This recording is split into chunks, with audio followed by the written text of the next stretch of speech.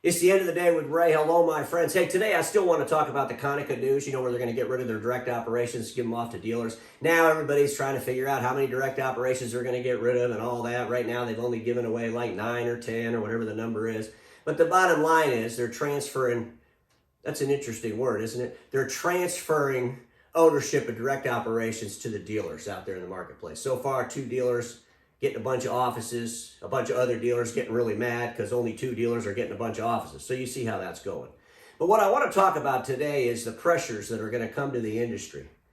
Immense pressure as the industry continues to consolidate, continues to change the game, continues to pick winners and losers.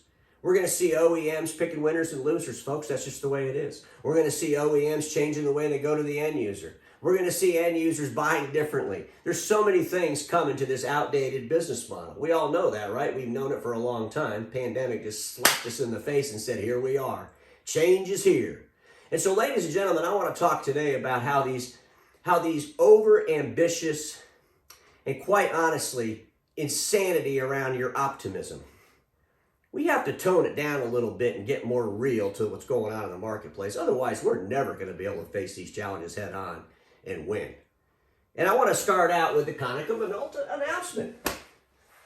We've all seen it. I didn't want to pull it up on anyone's particular blog or press because that tends to make those people mad. So I figured I would just use the actual Konica Minolta website because, let's be honest, most of the industry out there, what they do is they go to the OEMs, they say, give us a story on what's going on, and then they copy and paste it in their blog or in their news magazine.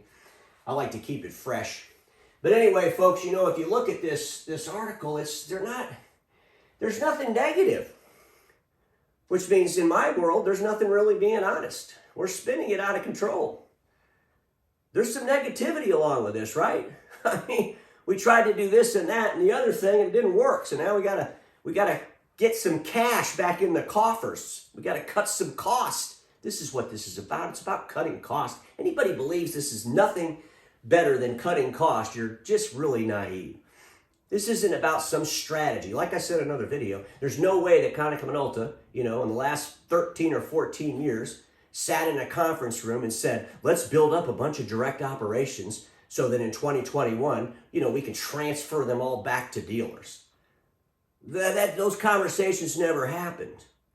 The conversations that were happening were talking about how great everything's going to be. We're going to get more distribution. We're going to be able to go in there and sell all kinds of things.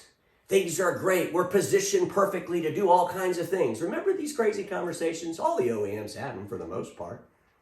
What's interesting about this, and I think I said it in another video, down here Konica talked about, here it is right here, we believe that there's still much potential for the core business. I wrote an article about this on last weekend. Think about articles, only about 300, 400 people read the article. I do a video, few thousand people will actually watch it. But the point of this is the core deliverable for Konica is A3, right? We all know that.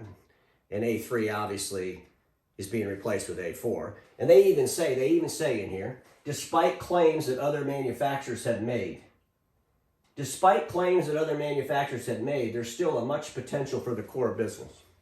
Well, the reason the other manufacturers have made claims that the core business is in trouble, because the other manufacturers, well, guess what? They have robust A4 platforms and they're selling more A4 than A3, so they're telling the truth.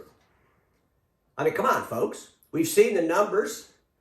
We've seen how many A4s are going into the marketplace.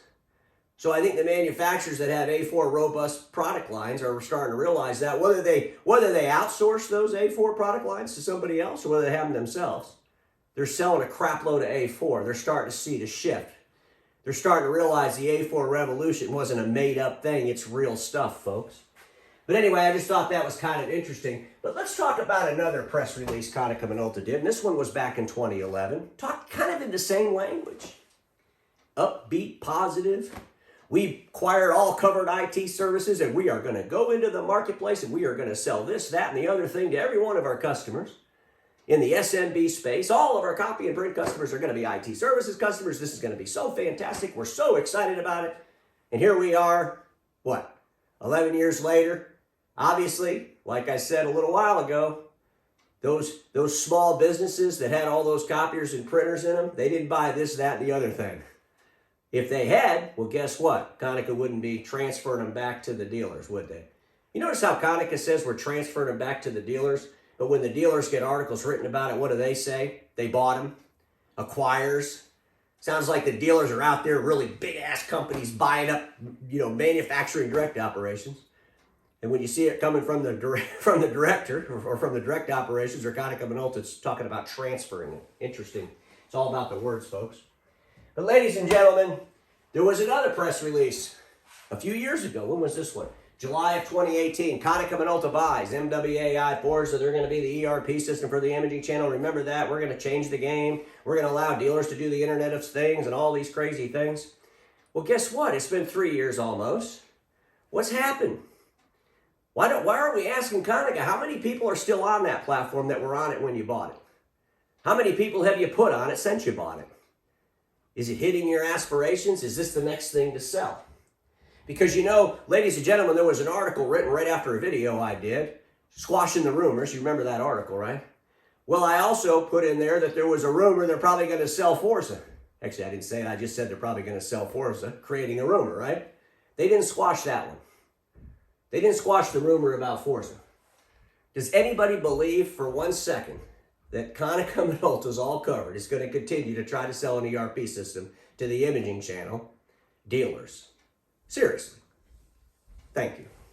Anyway, ladies and gentlemen, if we go a little bit further here, Konica Minolta, all the OEMs for the most part, all the big dealers, all the industry analysts, we're just way too positive about where we're trying to go. And there's nothing wrong with positivity, but positivity without checks and balances is insanity. Positivity without resources and data to back up that positivity is insanity. And isn't it time we really start to look at our industry and try to figure out where we're really going to be, instead of trying to predict where we're going to be based on our memories, talking about where we're going to be based on what's good for us right now today? Because those days are gone, folks. Today's gone, yesterday's gone, the industry's changed, and we got to start facing these realities. And until the OEMs are ready to start facing these realities themselves, until the dealers are ready to start facing these realities themselves, we're going to continue to live in this dreamland. We're going to continue to be able to pull up these glowing press releases from decades ago and see they're all written the same way and nothing's really ever changed until the big change comes. And ladies and gentlemen, I'm so tired of hearing how the imaging channel is positioned perfectly to do IT services or positioned perfectly for digital transformation. The only thing the imaging channel is positioned perfectly for, and this is a fact, is to allow their customers out of those leases on overspec'd and oversold A3 equipment when true transitionists come in and try to help those customers eliminate print. We're positioned perfectly for that. Well, wouldn't it be great if we were doing that for our own new deliverable instead of for somebody else's? So quit thinking about being in position perfectly to do something. Instead, start doing that, what you believe you're positioned perfectly to do. Because just saying it over and over and over again for the last 10 or 15 years isn't moving the needle. It's actually getting the fortitude, the guts, the boldness to go do it. Just something to think about as we go forward, because this over-optimism is going to destroy the future of the channel. It's going to take bold leadership with solid plans to change the game. Not fantasies, not visions created from memories, but boldness. I'm going to end my time like I always do. Status quo is the killer of all that'll be invented. Don't get stuck in status quo, and I'll see y'all tomorrow.